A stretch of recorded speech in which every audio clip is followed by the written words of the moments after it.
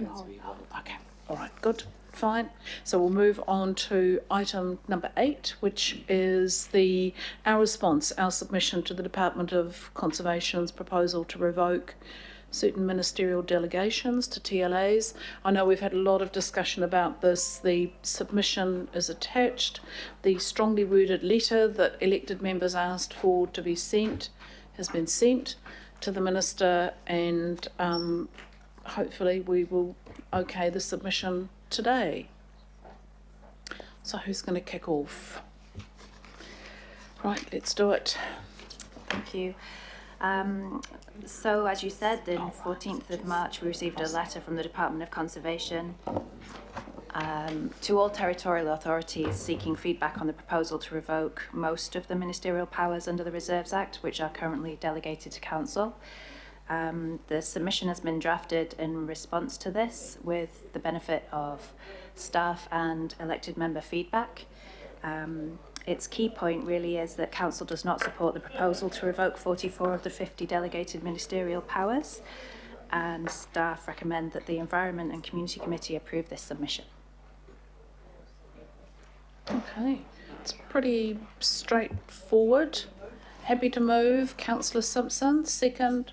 Oh, do you want to second Councillor Bartley and ask a question? Okay, so Simpson and Bartley, and question from Councillor Bartley. Thank you, Madam Chair, and through you, thank you for the item. I just wanted to know,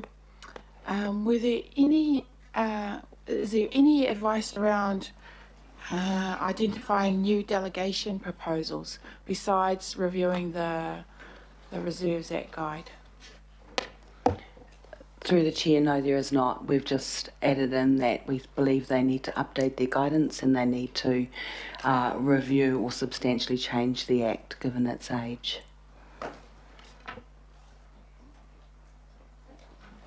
Any other questions or comments on this, Mr. Mayor? Yeah, thank you very much, and I think the letter and the submission are both appropriate in the circumstances. I just had a couple of questions. The first was, have you had any informal feedback through the central, or through the Department of Conservation bureaucracy, I guess, as to whether they're having second thoughts about this, and what other responses have been made by other local authorities? Through the Chair, apologies, I was looking for Mace Ward, who has had some contact with the Department of Conservation, but I just can't see him at the moment.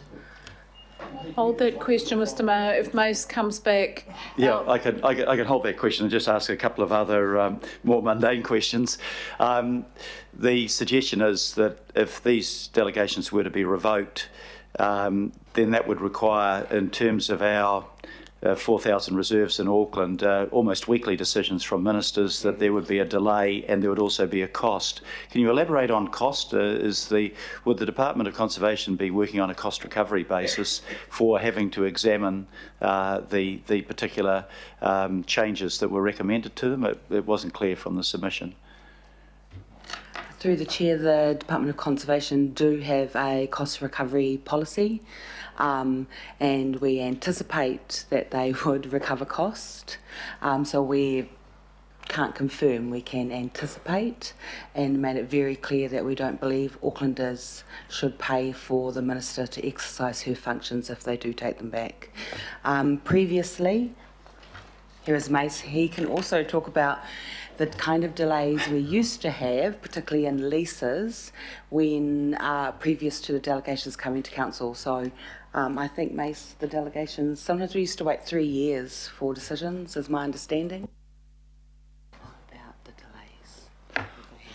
So, Madam Chair, Your Worship, yes, typically prior to the delegations coming to Council and Council as a whole, local boards and the governing body, it was between 2 and 3 years for management plans to be approved, and often leases that required ministerial delegations had quite a delay as well.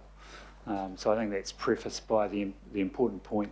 The proposal, as it's worded now, would take away that community empowerment and the distance between community and delivery of those community benefits, and the decision making would be somewhat distant. Supplementary question, Madam Chair. I mean, their concern seems to be a conflict of interest, that we would be making the initial decision and then making the decision that the Reserves Act 1977 gives to the Minister. Obviously, Council has the ability to look at what the ministerial consent involves, which is consistency with the legislation. Have we experienced difficulties? Have we had court cases that, or any other indication that we haven't been able to manage those dual roles consistently with the purposes of the Act?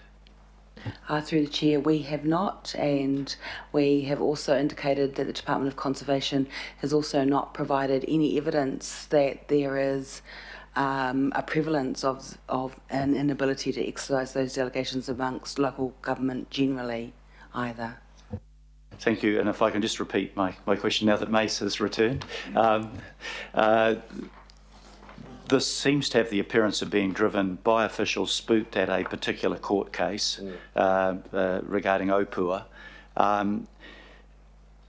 What feedback have you had about the responses from other local authorities to the proposed revocations, and have you had any feedback through staff members working for DOC that they have come under pressure and they are reconsidering their position? Thank you, Your Worship. In terms of the Department of Conservation staff, I think they still have an open mind. Certainly the Director General has been quite clear that this is an issue that is important for local government and empowering communities, so I think they have an open mind on this issue. In terms of other councils around the country, there's a unified view, it's fair to say, which is consistent with the submission we're recommending to you today. Apart from some smaller councils where capability and capacity might be an issue, and the unintended consequence in those situations would be handing back land to the Crown to administer and control and maintain. Okay, Councillor Sayers. Oh, sorry, Councillor Casey and Councillor Sayers. And this is one of the reasons we delegate submission writing to staff, because mine would have been really simple and it would just be 2 words and it would have saved a lot of time and money. Thank you for 14 pages and no expletives. I know. My question though follows on from the Mayor's, and it's with regard to the local government conference upcoming. I can't imagine any council in the country supporting this. And if it's not one of our remits, because the remit process starts months ago. But most definitely, with your permission as one of the delegates, I'll be raising this from the floor and getting a resounding no to it from across New Zealand. That was all. It wasn't a question. We hope it might be resolved before that, Councillor Casey. It would be really useful, but good point. Very clever if she did. It would be advisable if she did. Councillor Sayers. Thank you, Madam. Thank you, Madam Chair. And I may be well off point here, but just for my own clarification, this doesn't have any overlap or relationship with the work that we're doing around the freedom camping bylaws at all? No. Okay. Thank you. Okay, that's been moved and seconded. No more comments. I'll put that. All those in favour, please say aye. Aye. Against, carried. And thank you, team, for the good work on this. Suad's just reminded me I forgot to mention that there was no urgent business, so we just need to get that on the record.